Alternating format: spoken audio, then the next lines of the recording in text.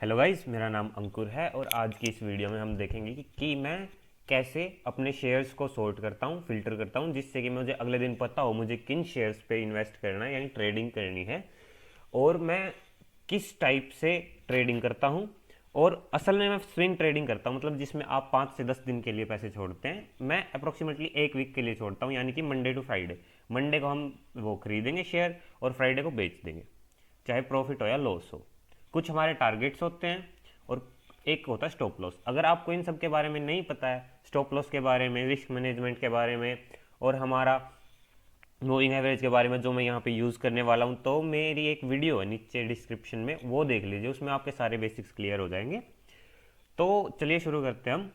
तो पहले जिन स्टॉक्स पे मैं वो इन्वेस्ट करता हूँ वो है हाई बीटा 50 स्टॉक्स। तो हाई बीटा 50 स्टॉक्स सर्च करेंगे, यहाँ पे investing.com वाले पे जाएंगे हम। अब इन सारे शेयर्स में से मुझे फिल्टर करना है कि जिस पे मुझे कल को या मंडे को जो ट्रेडिंग करनी है। अब मुझे ट्रेडिंग की जिस पे करनी है मुझे वो फिल्टर करनी है इनमें से, इन सब में से। तो मैं क्या करूँगा, जैसे अभी एक को खोल लूँगा, जैसे ये एक्सिस बैंक है, इसको खोल लेंगे, इसके चार्ट को खोल लेंगे। ऐसा कुछ चार्ट आपके सामने आ जाएगा, तो इसको बड़ा कर लेते हैं, यहाँ पे कैंडल्स कर लेते हैं। तो मैं शॉर्ट करने के लिए जो यूज़ करता हूँ, मैं यूज़ करता हूँ इंडिकेटर मूविंग एवरेज। तो एम में लिखेंगे, यहाँ पे आ जाएगा हमारा मूविंग एवरेज। मूविंग एवरेज को हम कर देंगे यहाँ से 44। ठीक है, 44। और यहाँ पे मैं थोड़ा स्टाइल चेंज कर देता हूँ जो मुझे पसंद है। तो यहाँ पे जो ये लाइन है ना, ये हमें बताएगी कि हमें किस शेयर में इन्वेस्ट करना है और किस में नहीं। ये जो 44 मूविंग एवरेज की लाइन है ना, अभी हम बाय पे ध्यान देते हैं, शॉर्ट पे नहीं, यानी कि हम खरीदने पे ध्यान देते हैं। तो इस लाइन पे, ये जो लाइन है ना, हम जिस दिन शॉर्ट कर रहे होंगे ना, हमें 1 डे का टाइम पीरियड रखना है जिस दिन शॉर्ट कर रहे होंगे, यानी कि हमें पता करना होगा कि किस शेयर में इन्वेस्ट करना है। तो हम 1 डे को सिलेक्ट करेंगे और मूविंग एवरेज डाल देंगे 44। तो अब ये जो लाइन है ना हमारी मूविंग एवरेज वाली, 44 मूविंग एवरेज वाली, ये अपवर्ड जानी चाहिए, यानी कि इंक्रीजिंग होनी चाहिए, डिक्रीजिंग नहीं होनी चाहिए, कांस्टेंट नहीं होनी चाहिए, इंक्रीजिंग होनी चाहिए हमेशा। तो जैसे कि ये है, ये जो हमारी 44 मूविंग एवरेज की लाइन है, ये डिक्रीजिंग है, तो इसको हम नो नो कह देंगे, मतलब इस पे इन्वेस्ट नहीं करना है। इस शेयर पे हम मंडे को इन्वेस्ट नहीं करेंगे। एक्सिस बैंक पे मुझे मंडे को इन्वेस्ट नहीं करना है, तो मुझे इसको देखना भी नहीं है। तो अब हम एक दो एग्जांपल्स और ले लेते हैं। तो अब हमें एक काम करना है, हमें एक एक्सेल शीट बनानी है, जैसे कि ये रही। इसमें हम कंपनीज के, सब कंपनीज के नाम लिख लेंगे। जैसे कि ये 48 कंपनीज हैं, ये मतलब शेयर्स हैं जिनके मैंने नाम लिख लिए हैं यहाँ पे।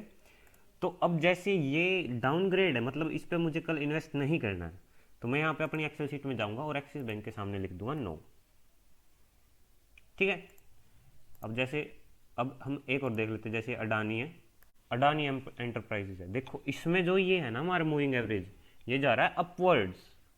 देखिए, ये देखिए यहाँ पे, ये देखिए, ये हमारा जा रहा है अपवर्ड। ना ये कांस्टेंट है ऐसे,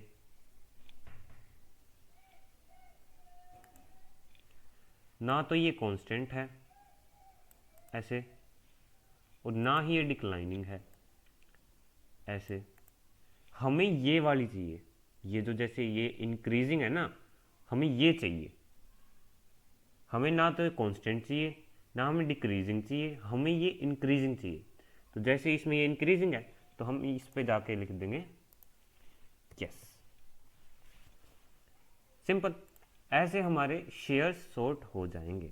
तो अब जैसे देखते हैं हम ये अडानी पोर्ट्स वाला, यानी अडानी पोर्ट्स में क्या है हमारा, ये देखिए यहाँ पे 44 मूविंग एवरेज है ना जो हमारी, वो कांस्टेंट है। हमें कांस्टेंट नहीं चाहिए, जैसे कि मैंने पिछली बार बताया था, हमें ये कांस्टेंट नहीं चाहिए। हमें चाहिए कौन सी, इंक्रीजिंग। जब अगर ये यहाँ से ऐसे जाता तो हम इस पर इन्वेस्ट करते, लेकिन अब ये कांस्टेंट है, हम इस पर ट्रेड नहीं कर सकते। मतलब कर सकते हैं लेकिन प्रॉफिटेबल ज़्यादा ये वाला रहेगा। जो हमें लगता है, क्योंकि बढ़ने वाली चीज़ बढ़ेगी, ऐसा ही मान के हम चलते हैं ट्रेडिंग में। क्योंकि 5-6 दिन में एकदम से पलटाव अप्रोक्सीमेटली कभी आता है। तो जैसे ये इंक्रीजिंग है ना, तो हम इंक्रीजिंग वाला ही लेंगे। ये तो कांस्टेंट है हमारे पास, तो हम इसमें लिख देंगे नो, यहाँ पे लिख देंगे नो। तो अब हमें ये सारे शेयर्स जो हैं इन सब को फिल्टर करना है, ऐसे ही बिल्कुल A to Z सारे शेयर्स को फिल्टर करना है हमें। और फिल्टर करके फिर हम देखेंगे कि ट्रेडिंग कैसे करते हैं। तो अब जब हमें मंडे को अपनी ट्रेड एग्जीक्यूट करनी होगी, तो हम शेयर्स में से देखेंगे किन किन पे हमने यस लिखा हुआ है। जैसे अडानी एंटरप्राइजेज पे हमने यस लिखा हुआ है, तो हम अडानी एंटरप्राइजेज का चार्ट खोल लेंगे और यहाँ पे यूज़ करेंगे 2 मूविंग एवरेज। पहली तो है हमारी 44, स्टाइल चेंज कर दें, और दूसरी हम यूज़ करेंगे 10, स्टाइल चेंज कर दें, ग्रीन कर दें। अब यहाँ पे हमें क्या देखना है कि जो कैंडल्स है ना, वो तो मूविंग एवरेज के ऊपर रहे, और जो ग्रीन वाली लाइन है जो 44 मूविंग एवरेज से तो ऊपर रहे जो हमारी कैंडल्स हैं, और 10 मूविंग एवरेज का सपोर्ट लें। जैसे कि यहाँ पे अब ये कैंडल देखिए, ये वाली, यहाँ पे ये ट्रेड ऊपर जा रही है, यहाँ पे आके इसने सपोर्ट लिया, जैसे कि यहाँ से ये यहाँ तक जा रही है, लेकिन यहाँ पे आके ये थोड़ी डाउन आई और यहाँ पे इसने सपोर्ट लिया 10 मूविंग एवरेज से। तो ये हमारी ट्रेड बनेगी यहाँ पे, ये हमारी ट्रेड बनेगी यहाँ पे ट्रेड करेंगे हम, यहाँ पे खरीदेंगे, यहाँ पे बाय करेंगे हम शेयर को। एक और जगह जहाँ हमारी ट्रेड बन सकती है, वहाँ पे हम सिर्फ 44 मूविंग एवरेज को देखते हैं। यहाँ पे देखिए ये प्राइस बढ़ा यहाँ से, जैसे यहाँ से यहाँ प्राइस बढ़ा और यहाँ से यहाँ प्राइस घटा, लेकिन यहाँ पे एक बिग ग्रीन कैंडल आ गई, बुलिश कैंडल आ गई यहाँ पे, किसके सपोर्ट में? 44 मूविंग एवरेज के सपोर्ट के साथ। तो ये हमारी एक और ट्रेड होगी, यहाँ पे भी हम ट्रेड करेंगे। किसकी वजह से? 44 मूविंग एवरेज पे जैसे ये अपवर्ड गया, ये प्राइस बढ़ा, लेकिन ये सपोर्ट लेने के लिए 44 मूविंग एवरेज का नीचे आया, और यहाँ पे जब ये सपोर्ट लेगा और बिग ग्रीन कैंडल बनेगी, तो ये हमारा बाय होगा, यहाँ पे हमारा बाय होगा। अब एक और ट्रेड हमारी कहाँ बनती है? जहाँ पे 44 मूविंग एवरेज और 10 मूविंग एवरेज हमारा इंटरसेक्ट कर जाए, जैसे कि इस कैंडल पे, यहाँ पे भी हमारी ट्रेड बनती है। अगर हम यहाँ पे बाय करेंगे, यहाँ पे सेल करेंगे, तो हमारा बहुत ज़्यादा प्रॉफिट होगा। जब ये दोनों लाइंस 10 मूविंग एवरेज और 44 मूविंग एवरेज इंटरसेक्ट करती है, तो तब भी हमारी ट्रेड बनती है। तो ये 3 तरीके हो गए जिससे हम एग्जीक्यूट कर सकते हैं। अब देखते हैं कि हम स्टॉप लॉस कैसे रखते हैं, टारगेट कैसे रखते हैं। तो अब देखिए हम यहाँ पे जो हमारी ट्रेड बन रही है ना, अब इसको देखेंगे हम। हमें बाय अबाउ द हाई, इस ग्रीन कैंडल के हाई पे बाय करना है, जो कि हमारा 152.40। तो हम बाय कितने पे करेंगे? 153 पे। और इन दोनों का जो लोएस्ट होगा वो हमारा होगा स्टॉप लॉस। इसका लोएस्ट कितना है? 137 और इसका है 134।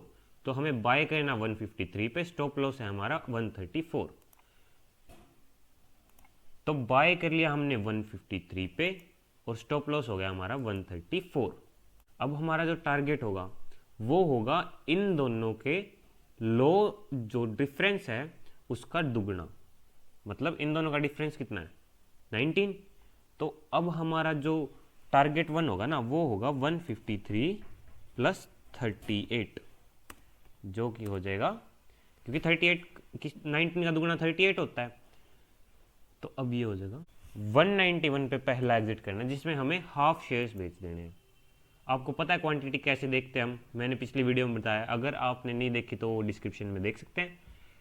अब इसमें 191 में हम फिर से 38 जोड़ देंगे, ये हमारा हो जाएगा सेकंड एग्जिट, जो कि हमारा है 129।